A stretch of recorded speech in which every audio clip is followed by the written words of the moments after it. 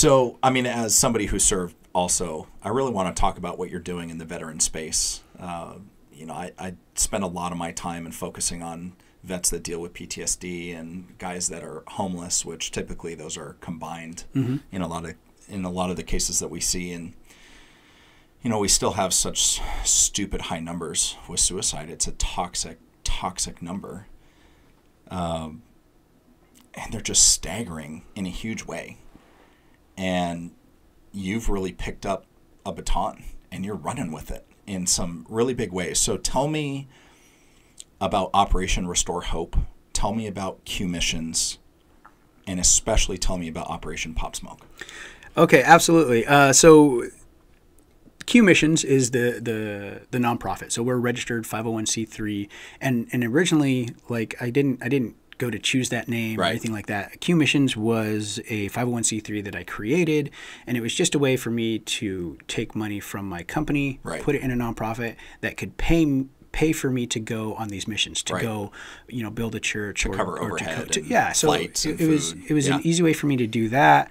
Instead of it going directly to the church and then them doing it, it can go to my nonprofit, which then can pay for my airfare and my travel. So that's how we originally designed it. And then the Facebook page was just a way for me to be able to connect with people overseas that I didn't really want to have my own personal Facebook page, my own personal information. Because sometimes you work in some really dangerous areas like in Haiti, and you don't want those people to actually have access to who you are. OPSEC, right? And so that stuff doesn't... That's a real thing. Right. So that stuff stuck with me. So I created that. Originally, Q Missions is just a way for people to see what we were doing, my friends and family to see what we were doing, and connect with other missionaries or other people I met out there doing this work. And then when God called me to lead other veterans, we already had that built. So we said, why change the system? This will just be a small little thing. It'll be nothing, and it just is what it is. But boy, was I wrong. So that's how we stuck with the name Q Missions, just because that was. I was Sergeant Q in the military, and everybody calls me Q. And so, like I said, originally, it was not a lot of thought went into it. That's just what it was, and it stuck. It fits. Yeah, so that's Q Missions. And so what we do, everything we do is an operation. So we have Operation Restore Hope, Operation Hope Cambodia, Operation Kenya. Love it. So we have these different operations that we do all over the world. But where we've gotten all of our awards and the program that's basically our flagship is Operation Restore Hope. And that's where I take 15 to 20 guys down to Mexico, and in 2 days we build a home for a homeless family. Wow. And I teach them that despite their disabilities, they can still make a difference in the world. And that there's healing through serving others and through serving God. And I teach from the book that I wrote, and so they get that. I really encourage them to bring their spouse with them, because I can't just heal the veteran. I've got to heal the family. It's a family unit. And so a lot of times all the time, when guys go on deployment, they go on deployment and their wife stays at home. That's right. And so during that time period, two completely different experiences. And so when they come back together, they clash because two totally different experiences. But when I can bring them both on the mission field together, they get to have that shared experience. Context matters there. So the bonds that you built in when you were in Iraq, right? So the bonds you built there are stronger than any other bonds. Absolutely. No question. Because you have that shared experience. You've had that.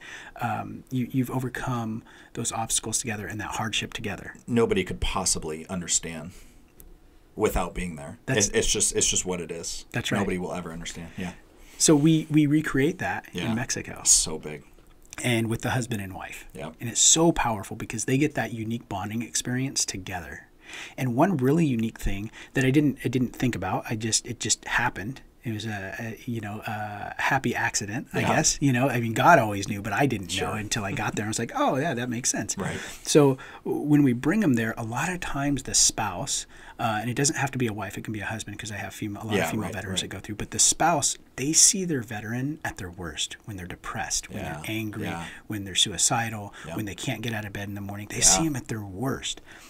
And so when they get to go on mission and they see these guys building that camaraderie with the other veterans, laughing, joking, on mission, accomplishing things, motivated, it blows them away. And the spouses are like, wow, this is the person that I married. This is the person I remember. So amazing to watch that happen. And it happens every single trip. To watch happen. And I'm just so blessed that I get to watch that. You know, I tell people I don't really do much. I just get people down there, and then I let God do the rest. You know? And so, like I said, I'm not a smart guy. I'm a janitor by trade. Right. You know, and so I just try and be obedient to what God called me to. And it's amazing to watch the transformation that happens with these people as they go through this process of healing through service, through Operation Restore Hope. Right.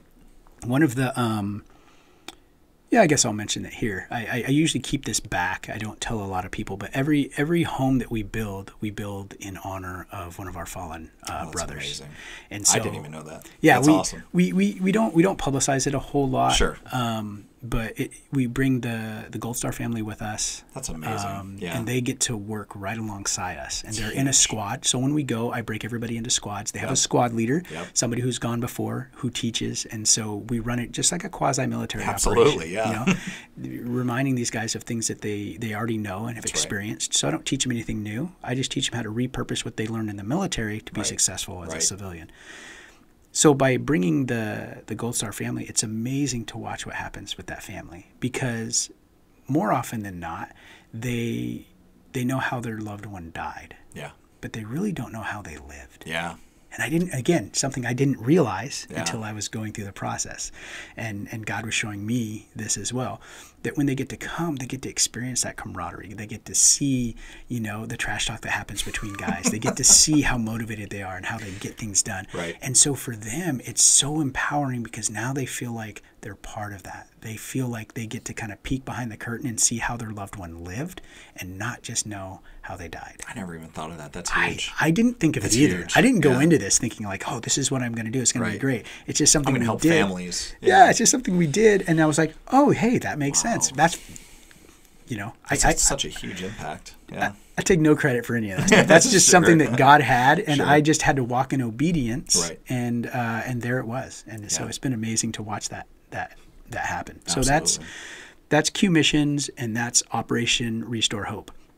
Now, from there, that's our boot camp. Everybody has to go through that process first, Right. and then they can qualify to go to Cambodia, Kenya.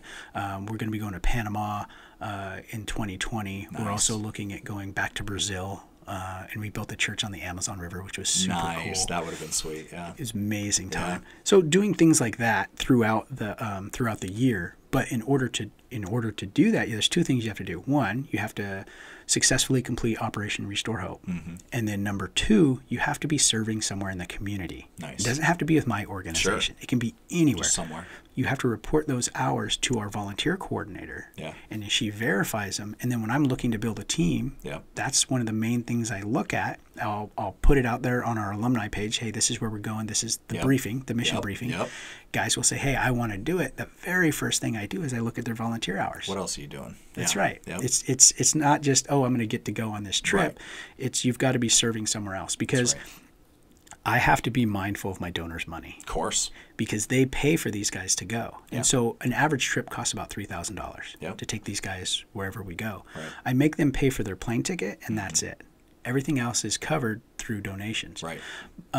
So I don't want these guys chasing that high and just going on mission and then crashing when they come back, and going on mission and crashing when they come back. It's like fake motivation. There's a lot of that going around right now. That's right. So they've got to make it a lifestyle. If they want the healing and they want it to last, it's got to be a lifestyle. If you want to go to the gym and get gains, you don't go every quarter and work out really hard for a day. You can't think about doing push-ups and get strong. No, you've got to be doing it every single day. And so a big part of in the book, I talk about structure, routine, and discipline, which is what we learn in the military. That's right. Create the structure around whatever problem this is. You create the structure. Then you start a routine to do it every day. And then you have to have the discipline to follow it through. And we see that going back to the gym analysis, right? Like you see gym memberships skyrocket in January. Everybody's going to get fit. But by March, there ain't nobody in there but the gym rats. It's a running joke. Absolutely. Right? Yeah. And so that's just the gym. We do that with everything else in our life too. People want to change their life, but they don't want to change the way they're living. Yeah. You know, it's these small little things every day that you can change and be disciplined at. That's going to give you gains no matter what area you're putting it, 100%. Applying it to. So I tell people there's a simple formula for success. Yeah. It's consistency plus time. Yeah. You apply that to anything in your life, and I guarantee you're going to have success. I can't remember who said it, but there's a quote that I quote all the time. I should probably look that up. But it's greatness is a lot of small things done well. Yeah, I agree. So many people are swinging for the fence every time. They're looking for the home run when if they just focused on getting on base 5 times, they'd be scoring. Yeah, I couldn't agree more. It's those small little disciplines in your life